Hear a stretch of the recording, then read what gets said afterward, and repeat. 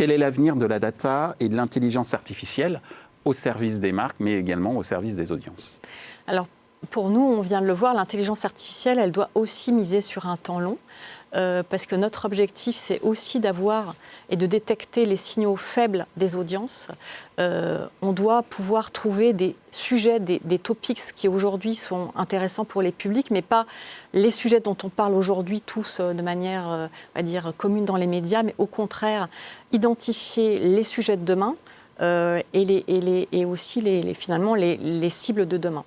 Et c'est la raison pour laquelle nous, en tout cas, pour nous, l'intelligence artificielle, elle doit être aussi un outil de prospective et pour accompagner véritablement les marques dans un contexte de transformation des publics. C'est ça aussi, réinventer, on va dire, notre proposition de valeur.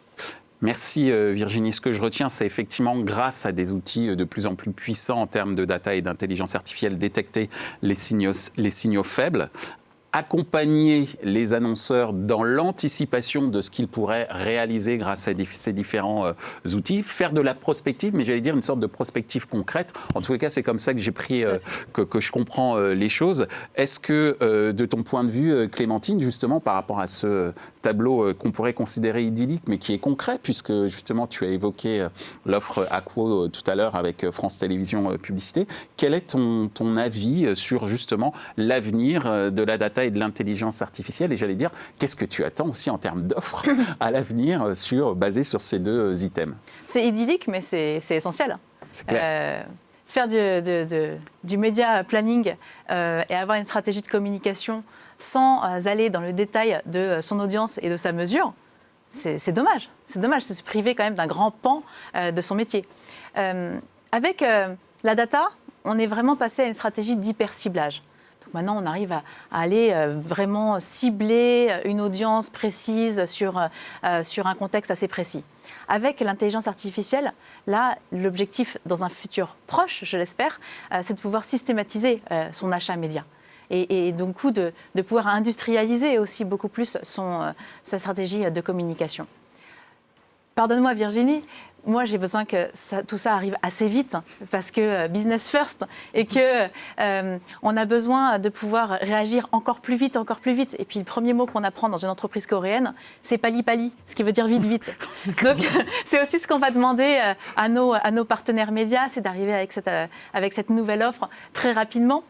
D'autant plus quand on est un constructeur avec seulement 2% de part de marché, on est challenger sur le marché et ces petits pas gagnés ensemble nous permettront de vraiment de passer un cran et d'aller encore plus vite sur le marché publicitaire. Donc voilà, c'est ça qui nous attend dans un futur très proche et idyllique, mais réel. Merci Clémentine, merci d'avoir été également pali-pali en ce qui concerne ta réponse et aussi une réponse très très claire. Je terminerai par toi, Cathy, de ton point de vue, un point de vue un petit peu plus tourné vers l'audience, mais qui est également en face de marque. C'est quoi l'avenir de la data et de l'intelligence artificielle, cette fois-ci au service des audiences, tout en permettant aux marques de s'exprimer de manière plus intelligente, d'une certaine manière?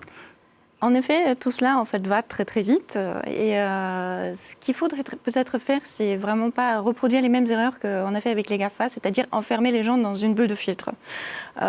Donc nous, on a un petit peu de recul, donc on peut faire mieux et on l'a dit, on rajoute un petit peu de sérendipité dans nos produits. On ne va pas forcément cibler une personne avec le même produit sans ouverture d'esprit et en l'enfermant dans quelque chose. Donc pour moi, dans l'avenir, il faut vraiment qu'on reste concentré sur cette partie-là pour utiliser les données de l'utilisateur au service de l'utilisateur pour qu'il ait vraiment un réel retour de valeur là-dessus. Ce qui nous permet aussi l'IA et la data, et l'IA qui va très très très vite et qui devient de plus en plus intelligente avec les ordinateurs quantiques, avec des nouvelles façons de calculer. On a beaucoup plus de possibilités aussi de devenir plus créatif. Donc elle sera vraiment au service aussi de la créativité, sachant qu'il faut éviter bien évidemment ce qu'on a tous entendu de l'IA, les biais, des espèces d'algorithmes comme on a vu avec le chatbot de Microsoft ou des choses comme ça. Donc il faut qu'on fasse vraiment attention à tout cela et qu'on prenne du recul par rapport à ce qui est déjà fait et à ce qu'on veut faire nous.